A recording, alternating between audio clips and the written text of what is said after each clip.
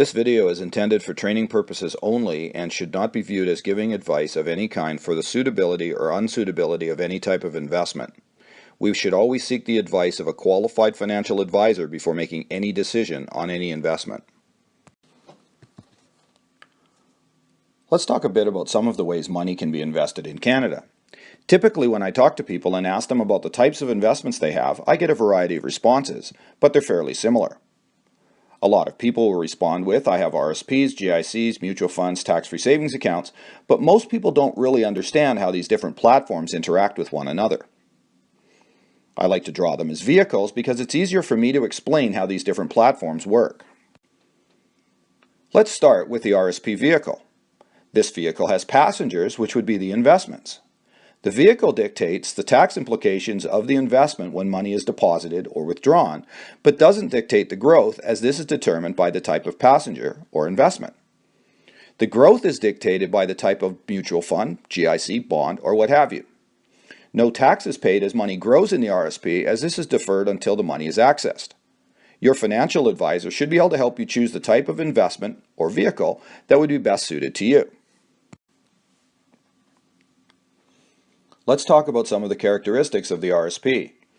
Most people know that when money is deposited into the RSP, a tax deduction is typically created that is entered on a person's income tax return for the year they make the deposit. This often results in a tax refund. Money also grows in this environment tax deferred, and a person doesn't pay tax on this money as it grows as long as it stays within the vehicle. RSPs may be transferred from institution to institution without tax as long as they remain within the RSP. It should be noted that some institutions charge a fee when transferring funds out of their institutions. What people often don't know is that all of the money, 100% of it, is taxed at whatever the tax rate is for the year they take any money out of the RSP. There are exceptions to this rule, which we will discuss later. At the age of 71, the RSP must then be converted from a savings plan to an income fund or RIF. Funds may no longer be deposited at this point. CRA or Revenue Canada determines maximum and minimum amounts to be withdrawn each year once a person reaches 71. Let's talk about a scenario that few people are familiar with, but can happen later in life as people are saving money. We'll talk about a couple with 2 children. They've done very well, and each of them has saved $500,000 in their respective RSPs over their lifetime.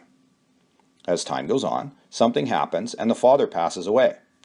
He wished to leave the money in his RSP to his spouse. Obviously, he would prefer that all of the money goes to his spouse, and indeed there's no tax as his RSP passes to his wife.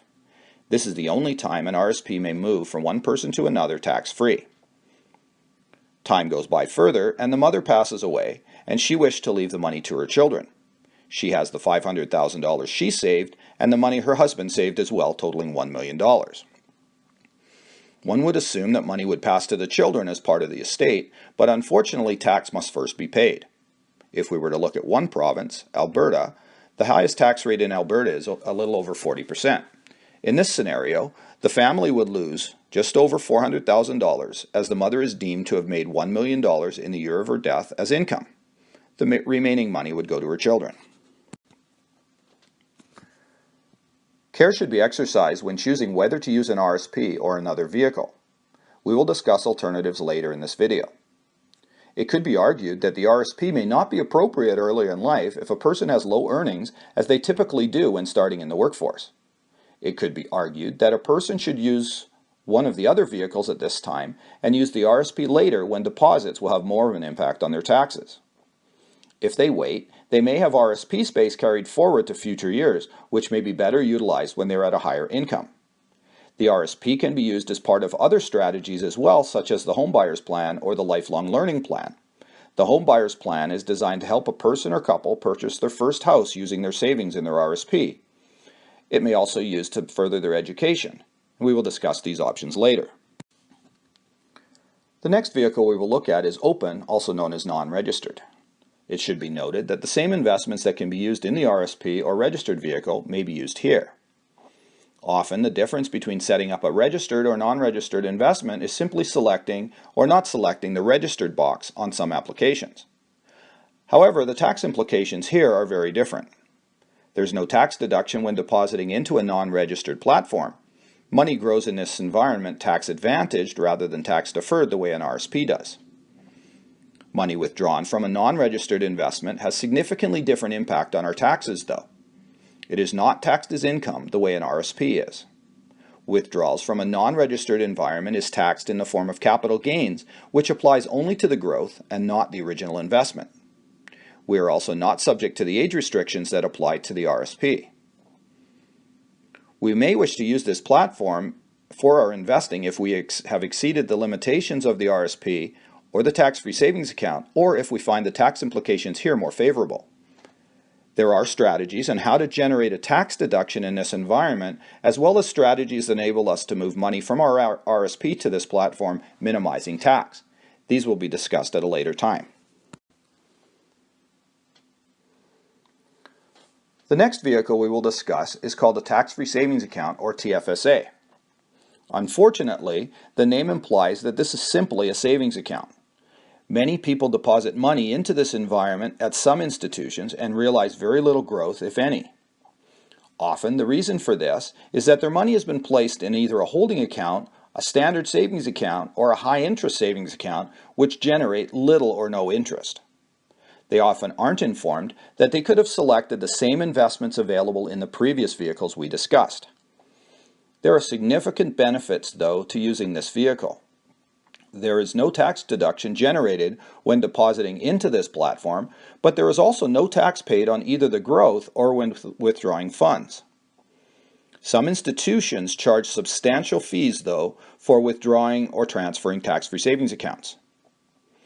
This program started in 2009, and assuming you were 18 years of age at the time, you may have carry forward available for you to catch up on deposits.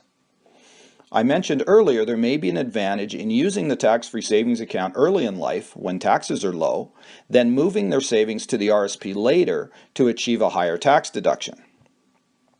Many companies have a stock purchase plan for their employees, which are often in non-registered or registered environments. One should check and see if their plan has the ability to utilize the tax-free savings account as well, as this may be more tax efficient. As I stated earlier, a person should always seek advice from a qualified financial professional before purchasing any investment. This video is intended for training purposes only and should not be viewed as giving advice of any kind for the suitability or unsuitability of any type of investment. We should always seek the advice of a qualified financial advisor before making any decision on any investment.